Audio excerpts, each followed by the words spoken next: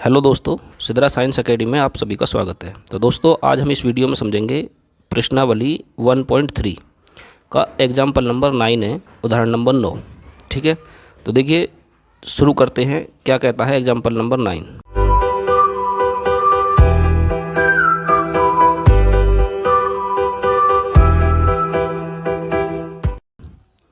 √3 एक अपरिमेय संख्या है, सिद्ध कीजिए। ठीक है ना। तो सबसे पहले तो ये जान लीजिए, ये बहुत ही इंपॉर्टेंट क्वेश्चन है। ठीक है, बोर्ड में ये क्वेश्चन आपका 4 नंबर का पूछा जाता है, तो ध्यान से समझना। ठीक है, और मुझे उम्मीद है कि एक ही बार में क्वेश्चन आपको अच्छी तरह से समझ में आएगा। तो चलिए शुरू करते हैं। यहाँ पर हम लिखेंगे सबसे पहले हल, और हल लिखने के बाद अब हम इसको हल करना शुरू करते हैं। तो देखिए किस प्रकार से हल करेंगे।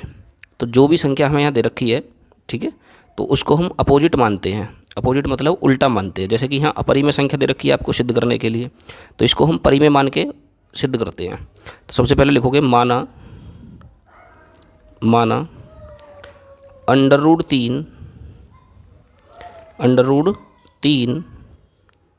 एक परिमेय संख्या है, एक परिमेय संख्या है। ठीक है दोस्तों, परिमेय संख्या है, परिमेय संख्या है। अब जब हम इसको परिमेय मानेंगे तो हम इसकी जगह पर क्या लिखेंगे फिर? तो हम लिखेंगे इसको √3 बराबर, ये हो जाएगा दोस्तों P/Q के, P/Q के। यहाँ पे P और Q दोनों ही हमारे क्या हैं? पूर्णांक हैं। यहाँ लिख देंगे हम P और Q दोनों क्या हैं? पूर्णांक हैं, दोनों पूर्णांक हैं, पूर्णांक तथा सहभाज्य हैं, तथा सहभाज्य हैं। सहभाज्य का मतलब ये है कि दोनों का जो HCF है वो एक ही आना चाहिए। ठीक है, और एक चीज़ और याद रखना कि यहाँ दोस्तों Q बराबर हमारा 0 नहीं होगा। ठीक है, Q बराबर 0 नहीं होना चाहिए, नहीं होगा। चलिए अब देखो हम क्या हल करते हैं। तो ये वाला पक्ष जो है बट्टे में है, ठीक है, ये वाला पक्ष हमारा बट्टे में नहीं है, तो इसको हम पहले बट्टे में बनाएंगे 1 मान के इसके नीचे। अब हमने बट्टे में बना लिया, हम तिरछी गुणा करके इसको हल करेंगे। क्रॉस मल्टीप्लाई करेंगे, P की गुणा 1 में करेंगे दोस्तों, ये हो जाएगा P बराबर, और √3 की Q में गुणा करेंगे यहाँ, तो ये हो जाएगा √3 × Q, इस तरह से। अब हमें इस स्टेप में आगे क्या करना होता है, देखिए हमें ये अंडर हटाना होता है। तो अंडर हटाने के लिए हम क्या करेंगे? अंडर हटाने के लिए हम यहाँ दोनों पक्षों का वर्ग करते हैं। तो अब आपको यहाँ लिख देना है दोनों पक्षों का वर्ग करने पर, दोनों पक्षों का वर्ग करने पर, दोनों पक्षों का वर्ग करने पर हम यहाँ दोनों पक्षों का वर्ग करेंगे। तो जब दोनों पक्षों का वर्ग करते हैं तो देखिए क्या होगा, यहाँ जो P का जब हम वर्ग करेंगे दोस्तों, ये हो जाएगा हमारा P², और √3 का जब हम वर्ग करते हैं तो यहाँ हो जाएगा केवल 3, अंडर रूट हट जाएगा, और Q का जब वर्ग करेंगे तो हो जाएगा दोस्तों Q²। ठीक है, अब आपको एक प्रमेय समझाई थी मैंने, जब आपको एग्जाम्पल जो क्वेश्चन कराया था √5 वाला, जब क्वेश्चन कराया था √5 सिद्ध कीजिए कि √5 एक अपरिमेय संख्या है, तो उसमें मैंने आपको ये चीज़ समझाई थी कि यदि हमारा P², ठीक है, किसी पूर्णांक से विभाजित होता है, तो पूर्णांक हमारा वो A माना जाता है। A की जगह पर कोई भी संख्या हो सकती है, जैसे कि यहाँ 3 दे रखी है, तो 3 से हमारा P² विभाजित होगा। तो फिर प्रमेय हमारी क्या बताती है कि जब P² विभाजित है तो P भी हमारा विभाजित होना चाहिए। ठीक है, होता है, ये शर्त होती है। तो हम यहाँ लिखेंगे कि P यहाँ P² 3 से विभाजित है, 3 से विभाजित है। ठीक है, विभाजित है, विभाजित है, तथा P भी 3 से विभाजित होगा, 3 से विभाजित होगा या होगी, कुछ भी लिख दीजिए, 3 से विभाजित होगा या विभाजित है। ठीक है, और ये जो अनुमति देती है हमें प्रमेय 1.3 देती है। ठीक है, उसके बाद हम क्या करते हैं, इसको नाम समीकरण 1 दे देते हैं। उसके बाद हम पुनः दोबारा लगाते हैं, फिर लिखेंगे पुनः में हमें क्या करना है कि हम लेते हैं P बराबर, ठीक है, 3Q² है ना, तो हम यहाँ ले लेंगे 3R। Q की जगह पर हम मान चेंज कर देंगे, कुछ भी मान लगा सकते हैं हम यहाँ, जैसे कि हमने यहाँ R ले लिया। और उसके बाद हम क्या करेंगे, फिर दोनों पक्षों का वर्ग करेंगे। दोनों पक्षों का वर्ग करने पर, दोनों पक्षों का वर्ग करने पर दोनों पक्षों का वर्ग करने पर। अभी हमने यहाँ दोनों पक्षों का फिर पुनः वर्ग करना है। अच्छा, वर्ग अब हम क्यों कर रहे हैं भाई? पहले तो हमने अंडर रूट हटाने के लिए वर्ग करा था। हाँ देखिए, पहले जो हमने वर्ग करा था दोस्तों, हमने पहले यहाँ अंडर रूट हटाने के लिए वर्ग करा था, लेकिन अब की बार हम वर्ग क्यों कर रहे हैं? अब की बार हम वर्ग कर रहे हैं ताकि ये जो मान हमने रखा है ये समीकरण 1 के बराबर हो जाए, ठीक है, इसलिए तो हमें दोबारा वर्ग करना है। तो हम वर्ग करेंगे यहाँ पे, तो जब p का वर्ग करेंगे तो दोस्तों ये हो जाएगा p² बराबर, और जब 3 का वर्ग करेंगे तो हो जाएगा 9, और r का वर्ग करेंगे तो हो जाएगा r², ठीक है। इसका नाम दे देंगे समीकरण 2। अब देखिए समीकरण 1 और समीकरण 2 में एक पक्ष आपका बराबर हुआ होगा कोई सा भी। देखिए यहाँ p² है, समीकरण 1 में p² है, और समीकरण 2 में भी हमारे यहाँ p² है, ठीक है दोस्तों। ये वाला पक्ष और ये वाला पक्ष दोनों बराबर है। जब ऐसी स्थिति हो जाती है कि दोनों पक्ष बराबर हो जाते हैं तो हम तुलना कर देते हैं। फिर वहाँ पे हम करेंगे यहाँ समीकरण 1 व 2 से, समीकरण 1 व 2 से, ठीक है, इक्वेशन फर्स्ट एंड सेकंड से। तो देखिए क्या है, तो फर्स्ट देखिए क्या कहता है, फर्स्ट में जो हमें मान मिल रहा है वो मिल रहा है दोस्तों 3q²। p का जो मान है वो है 3q², तो हम लिख लेंगे यहाँ 3q² बराबर, और हम समीकरण 2 के मान को उतार लेंगे। यहाँ क्या है 9r², ठीक है दोस्तों। तो यहाँ पे देखिए संख्या हमारी कट रही है, 3 से हमारा ये 9 कट जाएगा 3 बार, तो यहाँ आ जाएगा q² बचेगा बराबर, और यहाँ बचेगा 3r², यहाँ क्या बचेगा 3r², ठीक है दोस्तों, इस तरह से। तो अब हमें क्या लिखना है यहाँ पे, फिर लिखेंगे वही वाली लाइन जो हमने पहले लिखी थी, ठीक है, और यहीं पे हमारा सवाल फिर से हो जाएगा। तो हमें लिखेंगे यहाँ q² 3 से विभाजित है, ठीक है, q² 3 से विभाजित है, 3 से विभाजित है, 3 से विभाजित है, तथा q भी 3 से विभाजित होगा, 3 से विभाजित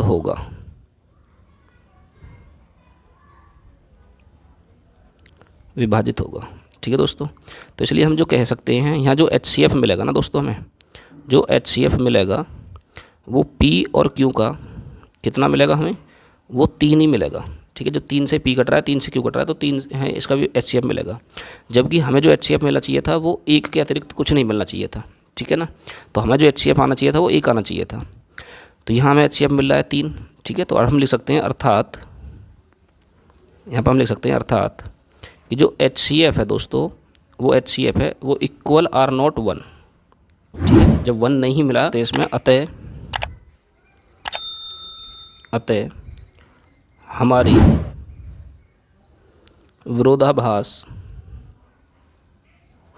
विरोधाभास अवधारणा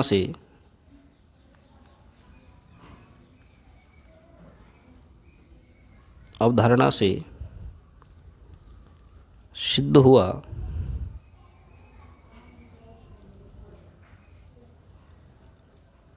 कि √3 एक अपरिमेय संख्या है, एक अपरिमेय संख्या है, ठीक है दोस्तों। तो ये बिल्कुल क्वेश्चन हमारा √5 की तरह है, और इसी से जुड़ा हुआ एक क्वेश्चन और आएगा, वो होगा सिद्ध कीजिए कि √2 एक अपरिमेय संख्या है, ठीक है दोस्तों। 3 क्वेश्चन है ये, √5, √3 और √2। ये तीनों ही क्वेश्चन हमारे मोस्ट इंपॉर्टेंट हैं, और उनमें सबसे ज़्यादा इंपॉर्टेंट था √5 वाला, ठीक है। यदि आपने √5 के सिद्ध कीजिए कि √5 एक अपरिमेय संख्या है, यदि इसकी पिछली वीडियो आपने नहीं देखी है तो उस पिछली वीडियो को आप ज़रूर देख लेना, उसमें उस क्वेश्चन को अच्छी तरह से एक्सप्लेन किया है। तो मुझे उम्मीद है कि इस वीडियो का सोल्यूशन आपको बहुत अच्छी तरह से समझ आ गया होगा।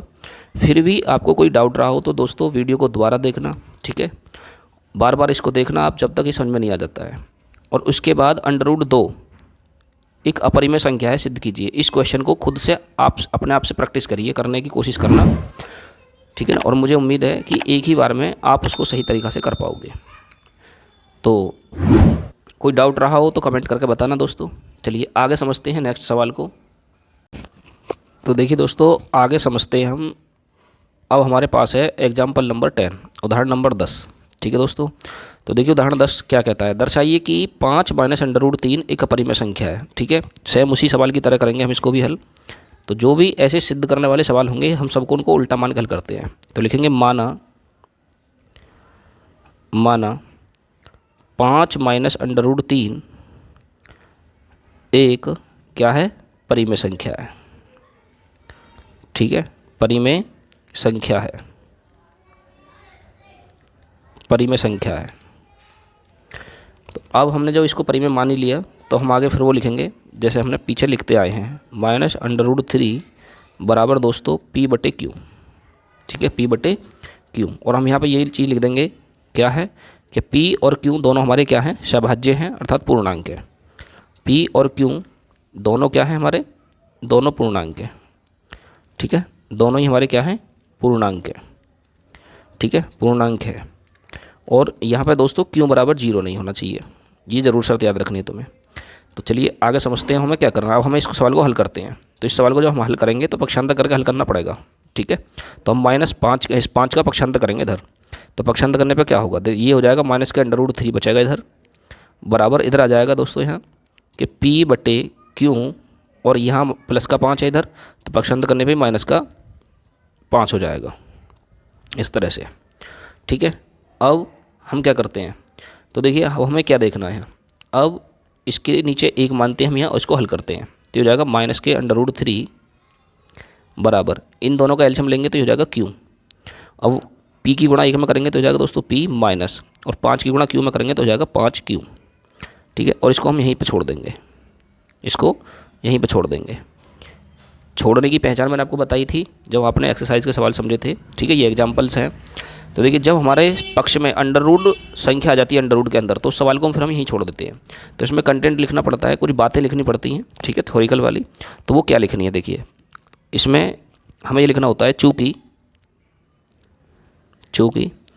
पी क्यू और 5। ठीक है, पी भी क्यू भी और 5 भी। ठीक है, पी क्यू 5 तो हमारे क्या हैं, देखिए पी क्यू, ठीक है, पूर्णांक हैं, पी क्यू पूर्णांक हैं, पी क्यू और 5 ऐसे लिख दीजिए, पी क्यू और 5 क्या है, पूर्णांक है, पूर्णांक हैं। इसलिए क्या हो जाएगा, P minus 5Q upon Q परिमेय संख्या होगी, एक परिमेय संख्या होगी, परिमेय संख्या होगी, एक परिमेय संख्या होगी। तो दोस्तों ये परिमेय संख्या क्यों होगी वो चीज़ मैं आपको बताता हूँ। देखिए जब हमने एक्सरसाइज के सवाल समझे थे, ठीक है, इससे पिछली वीडियो में, तो हमने वहाँ एक नियम पढ़ा था, क्या है कि परिमेय संख्याओं में से जब हम परिमेय संख्या घटाते हैं तो हमें परिमेय ही प्राप्त होती है, और परिमेय संख्याओं में जब हम किसी परिमेय संख्या से भाग देते हैं तब भी वो परिमेय ही प्राप्त होती है। ठीक है ना। तो देखिए यहाँ P जो है वो परिमेय संख्या है, पूर्णांक संख्या है, और इसमें से हम घटा रहे हैं परिमेय संख्या को, ये भी तो 5 परिमेय संख्या है, तो हमें परिमेय ही प्राप्त होती है। ठीक है, और यदि हम इस परिमेय में Q से, जब ये भी एक परिमेय है, देखो ये पूरी संख्या हमारी क्या हो जाएगी दोस्तों, परिमेय हो जाएगी। ठीक है, क्या हो जाएगी, परिमेय संख्या, और इसमें हम भाग दे रहे हैं वो भी परिमेय से। तो जब परिमेय में परिमेय संख्या का भाग दिया जाता है तो दोस्तों कट के नहीं है, वो परिमेय ही संख्या हमें मिलती है। तो इस आधार पर हम कह सकते हैं कि P, Q और 5 पूर्णांक हैं, इसलिए एक परिमेय संख्या होगी, क्योंकि हम जानते हैं कि परिमेय संख्याओं का अंतर परिमेय होता है और भागफल भी परिमेय ही प्राप्त होता है। ठीक है, मैं ज़्यादा लिख नहीं रहा हूँ क्योंकि कंटेंट बहुत बड़ा हो जाएगा, इसलिए समझा दिया है मैंने।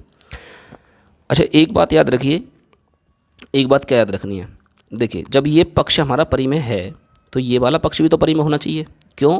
क्योंकि ये बराबर का जो सिंबल है, बराबर का जो चिन्ह है, ये इसी चीज़ को तो दर्शा रहा है कि ये दोनों पक्ष हमारे बराबर हैं आपस में, ये वाला पक्ष और ये वाला पक्ष। तो जब ये परिमेय है तो दोस्तों ये भी परिमेय होगा। तो हम लिख सकते हैं तथा अंडर रूट 3, ठीक है, माइनस में हो या प्लस में हो उससे फ़र्क नहीं पड़ेगा, अंडर रूट 3 भी एक परिमेय संख्या होगी, भी एक परिमेय संख्या होगी, परिमेय संख्या होगी। जबकि हम जानते हैं कि अंडर रूट 3 एक परिमेय संख्या नहीं है, जो हमने ऊपर माना था वो उल्टा माना था। देखिए हमने क्या माना था, यहाँ परिमेय संख्या है और सवाल में दे क्या रखा है आपको, अपरिमेय संख्या। तो हमने जो माना है, जो कल्पना की है, वो उल्टी कल्पना की है, ठीक है, जो नहीं है। तो हम कह सकते हैं अतः अतः हमारी गलत कल्पना के कारण, या आप लिख सकते हो हमारी विरोधाभास अवधारणा के कारण, हमारी गलत कल्पना के कारण या हमारी विरोधाभास, विरोधाभास, विरोधाभास का मतलब होगा जो हमने सोचा था वो नहीं है। विरोधाभास अवधारणा, अवधारणा के कारण, अवधारणा के कारण या अवधारणा से करो उसको, अवधारणा से, अवधारणा से सिद्ध हुआ, अवधारणा से सिद्ध हुआ कि, अवधारणा से सिद्ध हुआ कि क्या संख्या थी हमारे पास, देखिए संख्या है हमारे पास में 5 माइनस अंडर रूट 3। सिद्ध हुआ कि 5 माइनस अंडर रूट 3 एक अपरिमेय संख्या है, एक अपरिमेय संख्या है, एक अपरिमेय संख्या है, एक अपरिमेय संख्या है। ठीक है दोस्तों, तो ये क्वेश्चन भी हमारा हल हो गया। ठीक है, स्क्रीनशॉट ले लीजिए इसका, और मुझे उम्मीद है कि क्वेश्चन भी आपको अच्छी तरह से समझ में आ गया होगा यदि आपने प्रश्नावली के सवालों को समझ रखा है तो। ठीक है दोस्तों, यदि आपको क्वेश्चन अच्छी तरह से समझ में आ गया हो, वीडियो अच्छी लगी हो तो वीडियो को लाइक कर देना। ठीक है, चलो नेक्स्ट समझते हैं अगला क्वेश्चन। तो देखिए दोस्तों, नेक्स्ट क्वेश्चन है हमारे पास प्रश्नावली 1.3 का उदाहरण नंबर 11। ठीक है, और ये लास्ट उदाहरण है, तो देखिए ध्यान से समझना इसको भी, ये भी इंपॉर्टेंट उदाहरण है हमारा। दर्शाइए कि 3 अंडर रूट 2 एक अपरिमेय संख्या है। ठीक है, तो इसको भी बिल्कुल सेम इसी तरह से हल करेंगे, लिखेंगे हल और लिखेंगे माना, माना 3 अंडर रूट 2 एक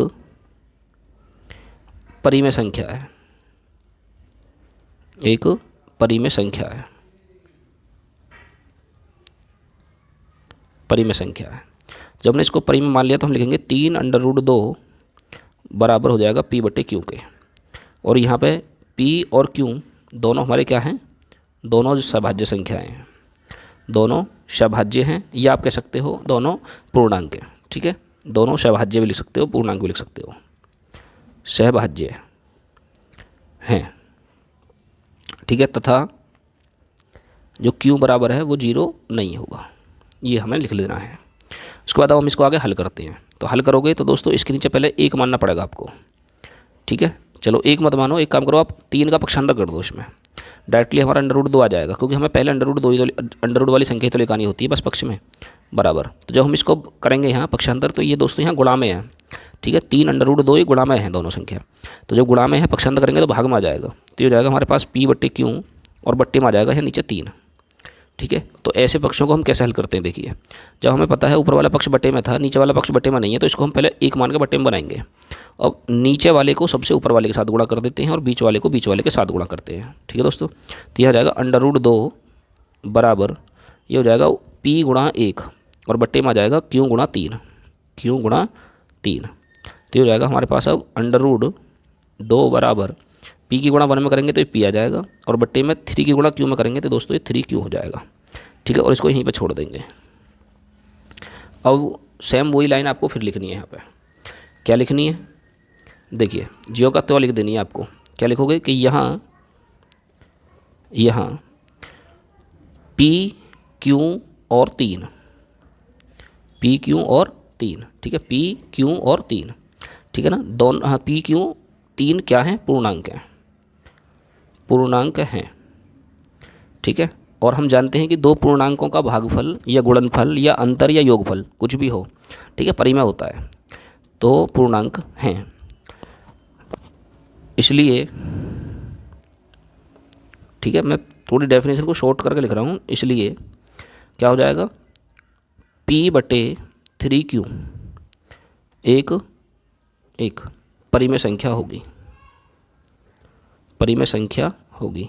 परिमेय संख्या क्यों होगी अभी मैंने आपको बताया है, क्योंकि दो जो परिमेय संख्याएं होती हैं ना, होगी, क्योंकि जो दो परिमेय संख्याएं होती हैं तो उनका भागफल भी अंतर और योगफल, ठीक है, वो सभी हमें परिमेय प्राप्त होता है। इसको नोट कर लेना, मैंने वैसे आपको इससे पिछली वीडियो में समझा रखी हैं चीज़ें, तो यदि आपने पिछली वीडियो नहीं देखी है तो दोस्तों उस पिछली वीडियो को आप ज़रूर देख लेना, उसका लिंक आपको डिस्क्रिप्शन में मिल जाएगा। अब देखिए, जब हमारा ये पक्ष बराबर है, ये परिमेय सिद्ध हो गया, तो दोस्तों ये बराबर का चिन्ह हमें ये दर्शाता है कि जब ये परिमेय है तो दोस्तों ये भी परिमेय होगा, तभी तो ये बराबर दिखा रखी है। तो हम लिख सकते हैं इसलिए या इसी प्रकार इसलिए √2 भी एक क्या होगी, परिमेय संख्या होगी, एक परिमेय संख्या होगी, परिमेय संख्या होगी। ठीक है, इस प्रकार से क्वेश्चन भी हमारा पूरा कंप्लीट हो गया। आगे लिखोगे अतः हमारी विरोधाभास अवधारणा से, हमारी विरोधाभास या हमारी गलत कल्पना के कारण, ऐसे भी लिख सकते हो, हमारी विरोधाभास अवधारणा से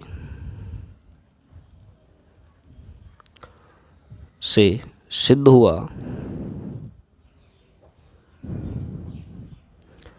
हुआ कि क्या संख्या थी, देखो संख्या लिख लो ऊपर से देख के।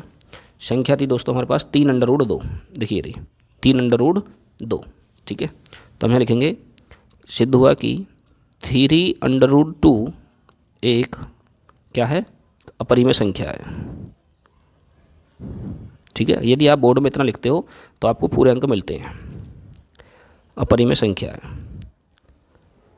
ठीक है दोस्तों, तो इस प्रकार से क्वेश्चन हमारा कंप्लीट हो गया और इसके बाद हमारी 1.3 प्रश्नावली भी कंप्लीट हो गई है। इसके एग्जाम्पल मैंने आपको करा दिए हैं और सवाल भी आपको करा दिए हैं। ठीक है दोस्तों, यदि आपने इसके सवाल नहीं समझे हैं तो इसकी लिंक आपको मैं डिस्क्रिप्शन में दे दूंगा, वहाँ से इसकी वीडियो को ज़रूर देख लेना। और यदि आपको अच्छी तरह से सोल्यूशन समझ में आए है तो वीडियो को लाइक कर देना और दोस्तों के साथ शेयर कर देना। ठीक है दोस्तों, यदि आप हमारे चैनल पर पहली बार आए हो तो चैनल को भी सब्सक्राइब कर लेना और इसी तरह से अपना प्यार बनाए रखना। ठीक है दोस्तों, तो मिलते हैं नेक्स्ट वीडियो में, तब तक के लिए धन्यवाद।